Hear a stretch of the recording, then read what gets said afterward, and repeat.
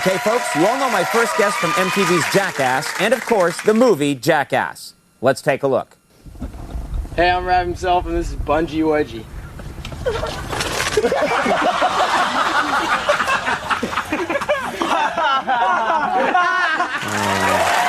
Brings back memories. Please welcome Johnny Knoxville.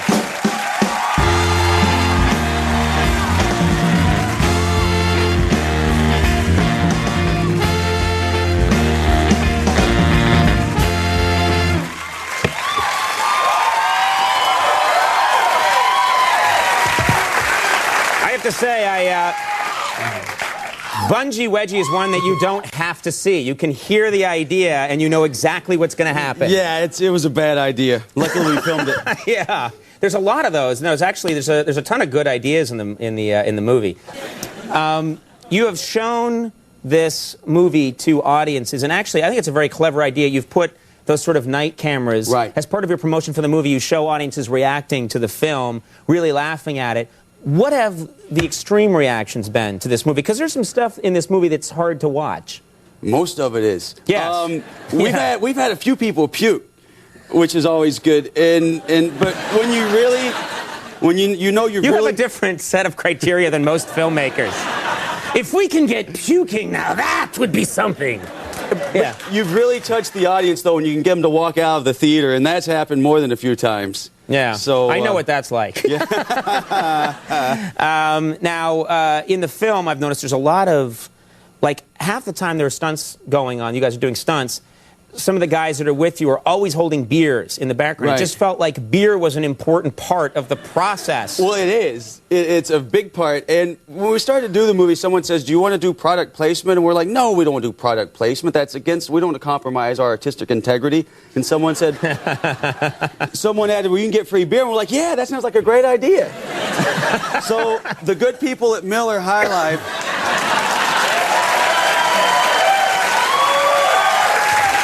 send us, we go to a city and they send 40 cases of beer. The beer truck would pull up and on the road we'd have everyone's name listed on a contact sheet, and then there was the beer room. So that was a really popular room.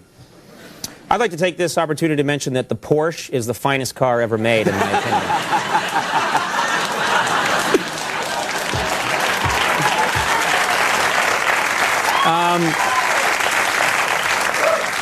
Nothing. I've tried that many times. Nothing.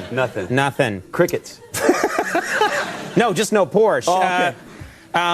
I watched the movie, and I can't. Every other thing that you do in public. Right. It's not like you're doing this in an enclosed studio. You're doing it in. That looks. Oh, sorry.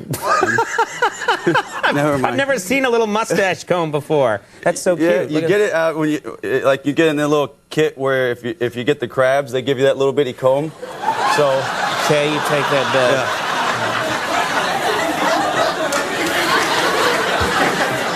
Yeah. You were saying? I lost my train of thought.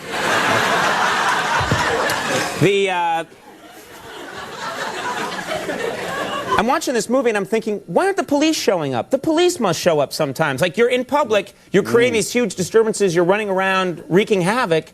Do the police ever show up? Oh, they've showed up plenty. During the show, I had guns pulled on me on 3 different occasions. The first time I was doing a bit called The Escape Convict, and I had an orange prison jumpsuit on with handcuffs, and I was dirty, and I walked into a hardware store and tried to get them to saw them off of me. And they were horrified, and they evacuated the store, and when I went outside, 4 carloads of cops pull up. The first woman on the scene pulls out her gun and puts it on me, tells me to get down, which I did. And good move. But she didn't put her car in park, so she's got the gun on me, and her car just keeps running right into a light pole, and I'm like, oh, no. Oh, they have guns, and now they're very angry. But anyway, we told them what we were doing. It took a little talking to get out of it, and I asked her, I said, is this the craziest call you ever had? She's like, well, no. She said, we had a guy that was on a lot of drugs once. He was at the top of a palm tree, and he was buck naked. And she said he slid all the way down the palm tree. And she took him to the mental hospital after that. But we were going to do that for the movie, but we just didn't get around to it. You're the only guy listening to that story going like, that could work. We did. Note to self. Yeah, right.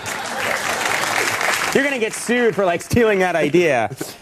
We have another clip I want to show before we completely run out of time, which we're about to do, which is you guys just went into a bowling alley, I'm guessing without permission, and did your own version of bowling. Yes, just you set the guys loose anywhere, and it usually ends bad. So we went to a bowling alley. Who knew? I like how all your stories end badly. Yeah. And it all went very badly. Yeah, we don't show the stuff that went good. Let's take a look at this clip from Jackass the movie.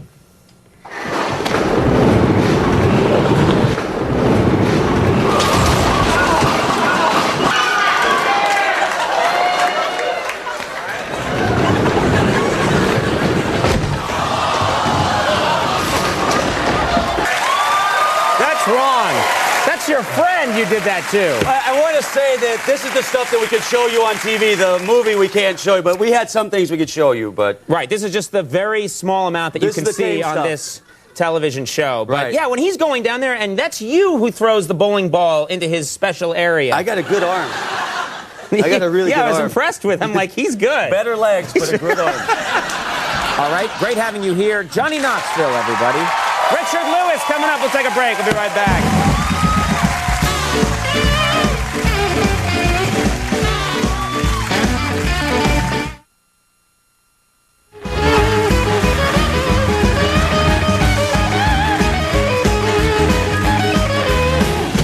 Welcome back. Great show tonight. Great show coming up tomorrow night. Original Saturday Night Live cast member Dan Aykroyd is joining us. Comedian George Lopez and musical guest Dropkick Murphys. So watch that show.